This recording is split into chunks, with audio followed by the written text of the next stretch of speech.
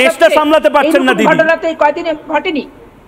না, আমাকে একটা কথা বলুন পাপিয়াদি, আপনারা শেখ হাসিনাকে চান, একে চান, ওকে চান, সবকিছু চান, আপনারা চাল চান, আপনারা ডিম চান, আপনারা জল চান, পানি না দিলে আপনাদের মাথা গরম হয়ে যায়, শেখ হাসিনাকে না দিলে আপনারা চিঠির পর চিঠি পাঠাবেন বলেন।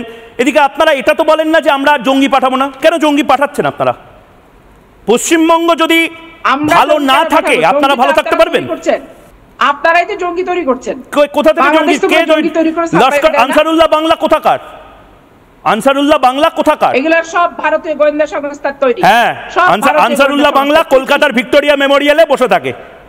আনসারুল্লাহ জসিমউদ্দিন রহমানি কে দিদি? আপনাদের কলকাতার খবর, আপনাদের ভারতের ইন্টারনাল বিষয় নিয়ে আমরা বলতে পারবো না। আমরা তো ইন্টারনাল বিষয় নিয়ে এখন আর ইন্টারনাল রাখেননি। তারা নির্যাতিত, দেশটা সামলাতে পারছেন না।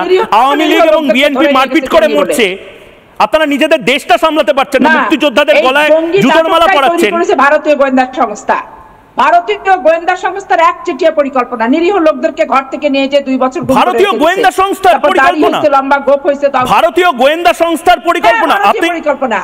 ভারতীয় বাংলাদেশকে অস্থিতিশীল করার জন্য এবং বাংলাদেশের স্থিতিশীল রাজনীতি আপনারা নিজেরাই তো অস্থিতিশীল করে রেখেছেন দিদি। ভারতীয় চক্রান্তের অংশ। আপনারা মোহাম্মদ ইউনূসকে গিয়ে কেন বলেন না? মোহাম্মদ ইউনূসকে গিয়ে কেন বলেন না এই কথাগুলো?